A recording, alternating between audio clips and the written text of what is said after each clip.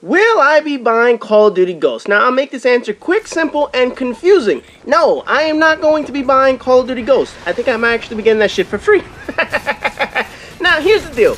As of right now, with the multiplayer reveal and the footage that's been shown so far, I'm not convinced yet that I should spend any money on this game. There are some things that I like, there are some things that did impress me, but there are also things that I don't like from what I've seen. Now, overall, there's just no wow factor for this game for me yet. You know what I'm talking about? There's nothing during the multiplayer gameplay that made me feel like I need to go out and play this game or buy this game on my own. It just seems like any other Call of Duty game with some upgrades and a new shiny coat of paint. I mean, how many times have we seen all the content in the game? Meanwhile, have you seen Grand Theft Auto? Holy shit, I have never seen so much shit thrown into one game, but that's another story for another day. Getting back to Ghost, although I'm not convinced to buy it, I might, however, be receiving a free copy of the game. One of my subscribers, who I won't mention by name, but he can feel free to take credit in the comment section if he wishes, gave me a voucher code for a free copy of the game. And I think it's the regular edition, not the super duper motherfucker edition with a free dildo, whatever fucking swag you're throwing into that. I mean, that camera's nice and all, and it's certainly more useful than some of the other bullshit they've thrown in their money grabber edition, but it's really just smoke and mirrors surrounding the game in this motherfucker. Anyways, he donated a PS3 voucher for the game, and of course, since I'm one skeptical motherfucker, I didn't trust it. Hey, I'm not being mean, I'm just being honest. I appreciate the gesture, but someone gives you a code free over the internet.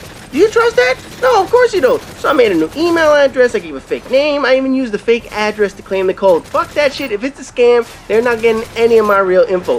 If it's legit, then hey, I'm gonna get a free copy of Call of Duty Copy and Paste Edition. So that means come November, I could be playing Call of Duty again, if this is a legit code, but we'll have to wait and see what happens. But there are a few things I want to address about this game.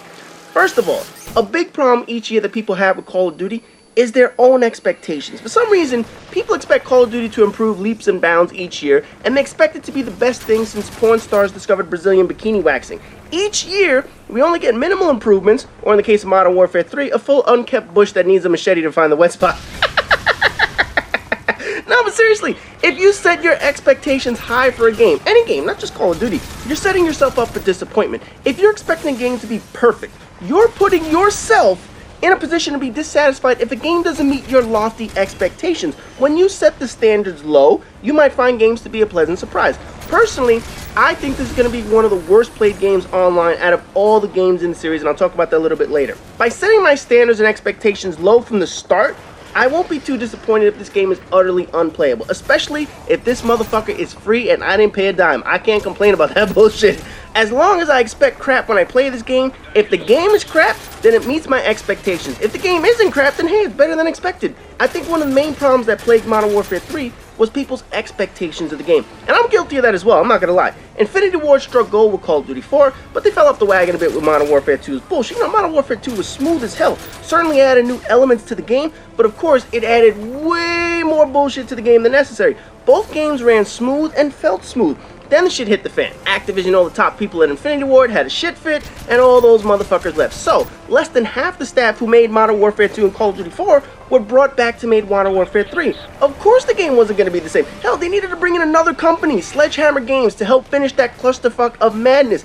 Obviously, corners were going to be cut, quality was going to be sacrificed. That part I expected. I mean, shit, they didn't even change the challenges for Modern Warfare 2. They kept all that shit the same. So those of you who were expecting more from the game were pissed off. What I didn't expect was the level of lag that game had. Holy shit. You know, there was lag in Call of Duty 4 and Modern Warfare 2. There's lag in all games. You can't control that shit. But you know, when you saw 3 bars or 4 bars in the prior games, you knew what you're going to get in those rooms. Modern Warfare 3 bars meant nothing. You could have a better connection on 2 bars than 4 bars. A 3-bar jackass lagging up the room could have better hit detection than the host, and it was absolutely terrible. That's a big reason why the game pissed people off. It was inconsistent. Now, obviously, I'm going to be getting the PlayStation 3 version of the game, which is probably going to be the shittiest port and online game of all the versions. Well, maybe except the Wii U.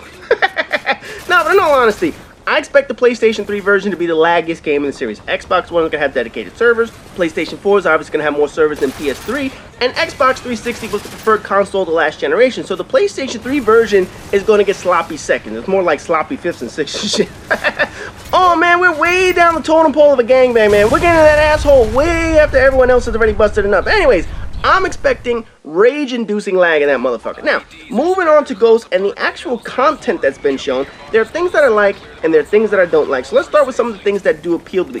The Pick 10 system taken from Black Ops 2 is a very good start. Plus, you can add kill streak packages to each class, which is something I couldn't believe Treyarch didn't offer.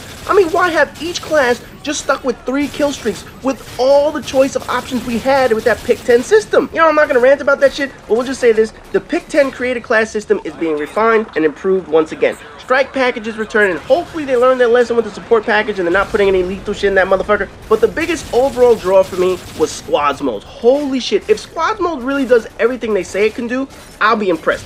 I could see myself spending plenty of hours just fucking around with squads mode if it truly is the co-op experience we've all been asking for. If multiplayer is as bad as I think it'll be, you're gonna find me playing squads mode more than anything. You know, I love RPG elements of games. I love making teams and characters and all that other shit, so that's right on my alley. Adding that little element to Call of Duty is a bonus for me that I would certainly enjoy playing. Now, some of the other elements of the game are like one step forward and one step backwards. They add environment destruction finally.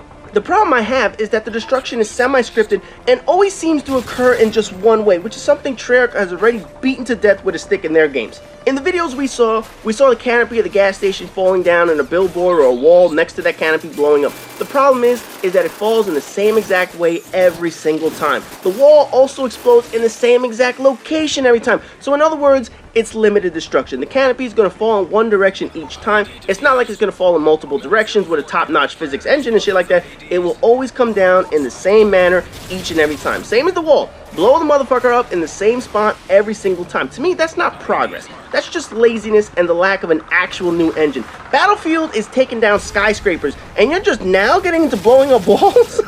Come on, man. You're years behind the curve when it comes to utilizing the environment of the maps. The female soldiers is another thing that people are making into a big deal. Who gives a shit? I mean, no, really. This is not meant to degrade the female characters or female gamers, but the reality is, how is this any different? You get a female face on a character, but they said the body size is going to be the exact same size as a male. So you could put Kate Upton's head on Usain Bolt's body. How the fuck does that advance the game? It doesn't. It's merely just a new skin. Infinity Ward's explanation as to why it took this long was also full of shit. So in the end, I have no idea why such a big deal is being made over this. It's about time it happened, but it's nothing that's going to change how the game is actually played. The negatives, of course, are there as well. I saw some annoying-ass kill streaks that were thrown into this motherfucker, like that one-shot controlled toy chopper bullshit. With the specialist package returning, you would have to assume there's going to be some kind of 25 kill streak, nuke Moab, whatever the fuck it is. Basically, it's going to ruin the flow of the game all over again. And sadly, the graphics do not look next-gen at all. You know, I don't need the greatest graphics in the world to have fun with a game, but if you're going to market your shit as a new engine, yet show off graphics that look similar to the current PlayStation 3 and 360 games, that's embarrassing. I mean, just look at what Titanfall and Killzone look like, and then turn your attention to Call of Duty and you realize they are so far behind the curve on graphics. And notice I didn't mention Battlefield because those scumbags are showing off high-grade PC graphics and passing them off as console graphics. Oh man, that shit is false advertising like a motherfucker, but this is not a Battlefield rant. Anyway, quick scoping is of course returning to the game because after all we need to keep the 12-year-olds happy in this motherfucker. And knifing still looks like a one-hit kill. They added some animation to that motherfucker, but it's still just a one-button easy mode kill that could easily be replaced by something better. Now I already know right off the bat I'm not going to be playing this game as much as I played other Call of Duty games in the past. Normally when Call of Duty comes out, I don't play anything else. But I can already see myself investing more time into other games and enjoying other games over time compared to this. You know, with Grand Theft Auto coming out, Need for Speed, my NCAA game, that'll probably be the final NCAA game until all the lawsuits are settled. I can't see me investing as much time as I used to in Ghost as I used to with Call of Duty games. You know, I'll probably prestige a few times, but I won't really give two shits about playing every single night or ranking up anymore. I'd rather play other games than Call of Duty, and that right there shows that this series has milked fans for everything they're worth. When playing the game feels like a chore instead of enjoyment, you know that you burnt out on this motherfucker. But we'll see what happens come November. If I get this free game and it works out, then you're going to see me playing a bit. But if not, I'm certainly not going to worry about saving $60 on something that really doesn't impress me right now. So anyway, as always, rate, comment, subscribe, and all that good shit. And for those of you who wanted my answer on what I was going to do with Call of Duty Ghosts, now you know.